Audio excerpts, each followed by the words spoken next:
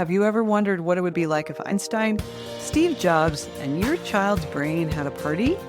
Welcome to the Neuroquirky Nexus, where we celebrate the extraordinary minds of our neurodiverse children. Welcome to you amazing parents and caregivers to this podcast. Here we are going to navigate the colorful world of neurodiversity, and we're going to explore holistic, out-of-the-box solutions for children and teens with ADHD, stress, anxiety, and other neuroquirks. Each week we'll dive into practical, brain-based techniques and quirky strategies to help your child thrive. I'm Lori Bloyer, a former veteran teacher turned holistic neurogrowth, learning, and life success coach. As a parent of a neurodiverse child myself, I've spent the last 20 years researching, experimenting, and developing unconventional approaches to support these unique minds. I myself have ADHD diagnosed later in life, and thank goodness, now I understand some of my neuroquirks, and I am going to give you, from my years of teaching in the classroom, my son and myself, several tips, tricks, strategies to help you and your child thrive and create peace at home and joy in your life. So, are you ready? Let's get quirky.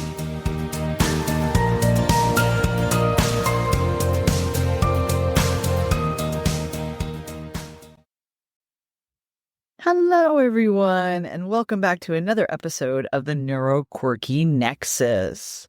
I am so happy you are here with us today because I have, again, I hope always something special to share, but today we're going to be continuing on from our message last week and talking about teens and self-confidence, their self-esteem in this social scrolling age. So we really want to try to help them build confidence offline. So important. And of course, I'm tacking on to that ever so popular adolescence show because it hit a lot of buttons for people. And I think it's an important time to start talking about social media, what it's doing to our kids, and really setting them up for success because they're hurting and we need to help them. So I'm here to help you, and I'm here to talk to you about this exciting topic today. I also wanted to make this specific to our differently wired neurodiverse kids who are trying to fit in a world that sometimes is a one-size-fits-all world. So without further chitter-chatter, I'm just going to get started. As you know, I'm Lori Bloyer, your holistic neurogrowth, learning, and life success coach, and a former teacher. I am here to help you turn everyday parenting struggles into power.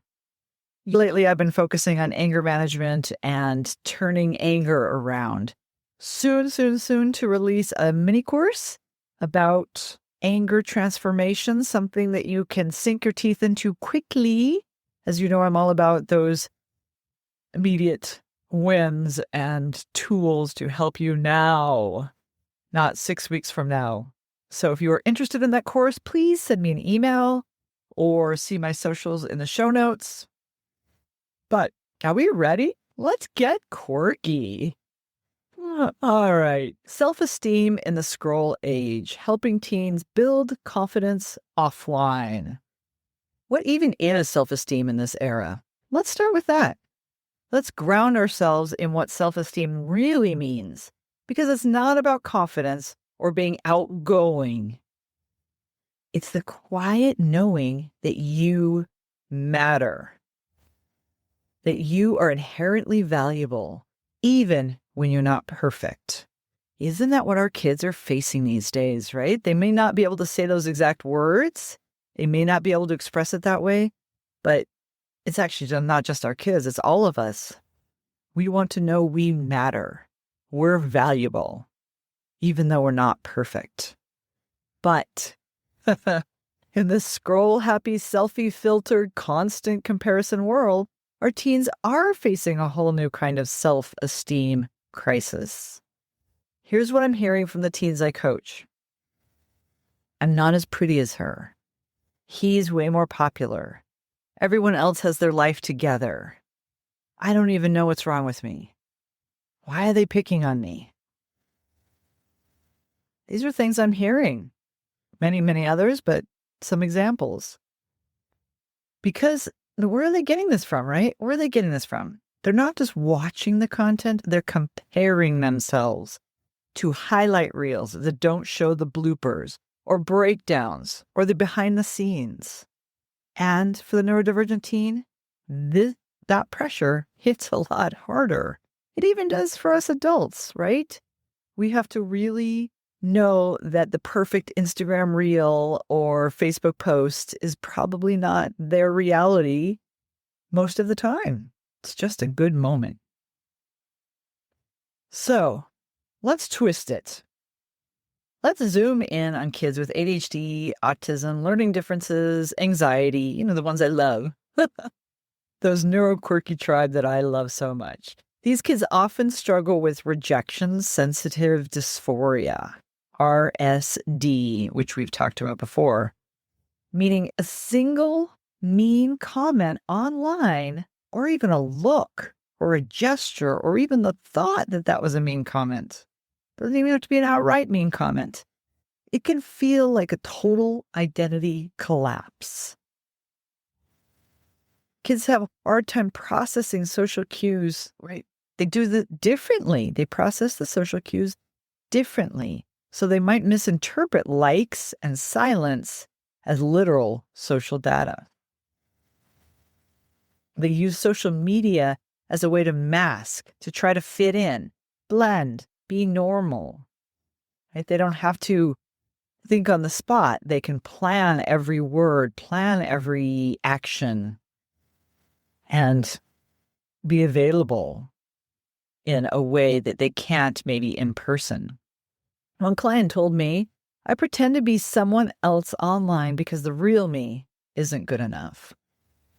Oof, let that sink in. When your brain already tells you you're too much or not enough, and then a post only gets 2 likes, that's not just a minor letdown. It's proof in their mind that they don't belong. But here's the thing. Self-esteem isn't built in the scroll. It's built in the doing, in the real world. And that's where we come in. 5 practical ways to build real confidence offline. Let's break this down into tangible steps you can start using today.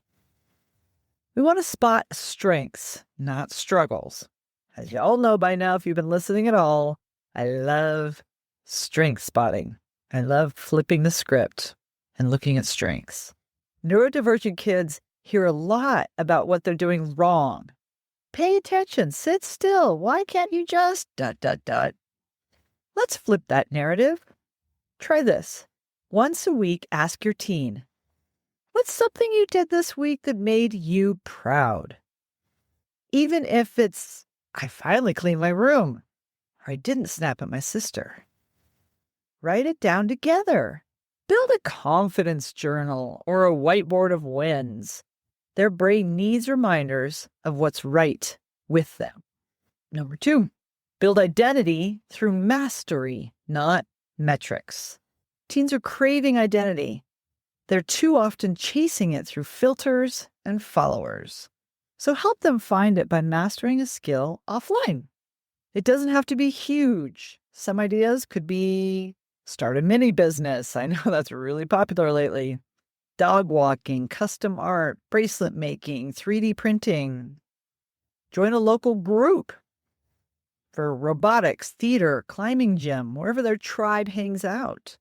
Tinker with something creative. Building, baking, coding, tinkering is fun. I love it. Mastery builds intrinsic worth. It tells them, their brain, I'm capable, and confidence will follow, especially when they're doing this with in-person tribe communications. Number 3, How about they move their body if they need to in order to boost their brain? Physical movement isn't just about health, it's confidence fuel, especially for neurodiverse teens who are often stuck in their heads or screens. Even a daily 10-minute walk, backyard trampoline bounce, dance off in the kitchen can shift their brain chemistry. Exercise literally grows parts of the brain tied to emotional regulation and resilience. So when in doubt, move it out. There's a reason why I call this the neuroquirky nexus, right? I am quirky, yes.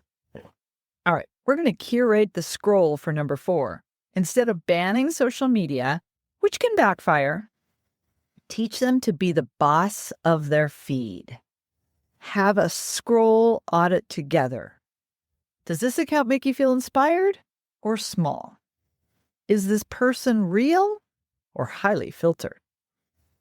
If you feel worse after watching, is it really worth following even if your friends are doing it? Even if, big question. Teach them to choose what they consume, just like they choose their friends, choose their food, choose their clothes. Teach them. Autonomy is wonderful, but they don't have the mental capacity to process. It has not been developed yet. So impulse control and that prefrontal cortex, they can't process yet. So you need to help them. You need to be their guide. All right, number 5. Let them lead something. Leadership builds self-esteem, not in the captain of a team way, but in real life. Someone counts on me kind of way. That's why that job is really good. If you do dog walking, the dogs count on you. Or the person that has hired you counts on you. The person, if you do a 3D printing business, your customer counts on you. So try this. Let them run family game night, for example. Assign them regular household tasks they own, such as meal prep, pet care, budgeting. Encourage them to mentor someone younger, cousins, neighbors, through volunteer programs, church programs, Boys and Girls Club, lots of places. When teens contribute, they matter. That is gold. Okay. What to say when they do spiral, because it will happen. None of this is a magic bullet, but they will spiral. So when your teen or child's self-esteem crashes, and it will, here's what to avoid. Don't say, don't worry about it, you're awesome. They don't believe you, and it feels like a brush off. Instead, try to say, it makes sense that you feel like that. Social media messes with all of us. One post, one comment, one day doesn't define you. Let's remember what does. Right? Or I notice in wonder theory, right? I notice every time you look at Instagram, you become a different person. I wonder why you feel that way. I wonder if you can do something else instead that makes you feel better. Notice and wonder.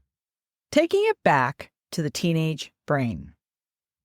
Let's circle back to the adolescence show because this all connects. Remember how we said the teenage brain is literally under construction? That their prefrontal cortex, that part that balances emotions and makes smart choices, is still incomplete?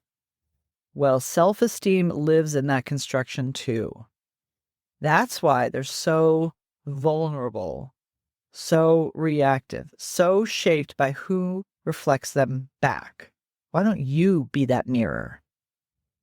But this is also why now is the perfect time to plant seeds of identity, offline, in the real world, through meaningful connection.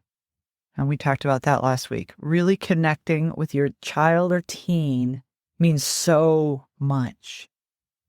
Because you're not just parenting, you're scaffolding their future sense of self.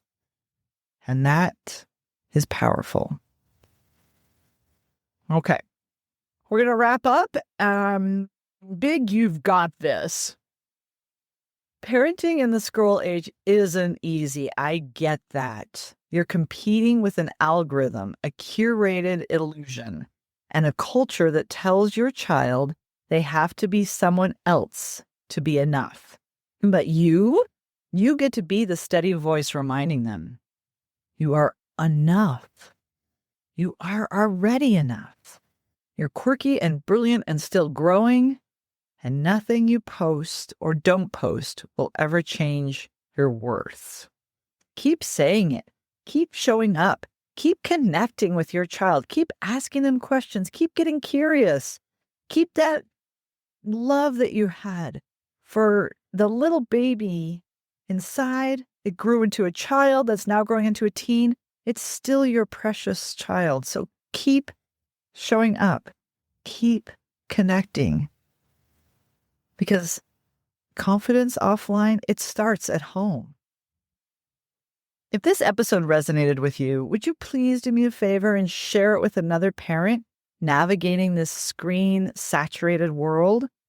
And if you're looking for tools to help your child thrive outside the algorithm without meds, shame, or overwhelm, please come on over to my website for resources, coaching, and more episodes of the Neuroquirky Nexus.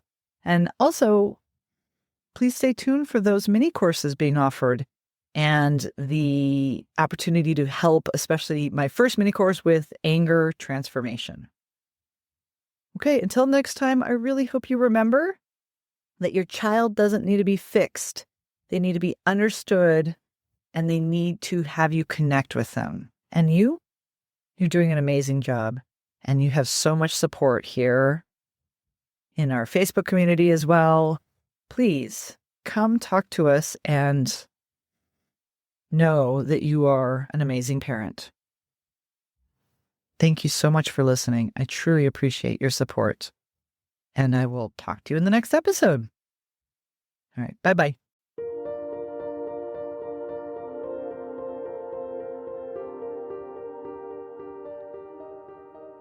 Thank you for listening to Key Nexus. We are so glad you took the time to join us today. I know time is precious, and we are so glad you're here. I hope you got a lot out of this episode. Please don't forget to post your activity using hashtag NeuroNexus. That's NeuroNexus. And of course, all links are in the show notes. And I just really hope you enjoyed it. So if you did, please like and subscribe and share this with a friend. I think this is really good for families that are new to their child being diagnosed with ADHD. And I believe that the tips and tricks and resources I'll be sharing will be very helpful for all families, but especially new families. And finally, I am creating a workshop coming up to help families with ADHD finding and using a holistic, natural approach in support of a book chapter that I'm writing and articles and magazines that are coming out. But my workshop, I'm so excited about because I can work with you all one-on-one. If you have any suggestions, I'd love to hear from you. Thank you again. And remember, let's keep it quirky. See you next time.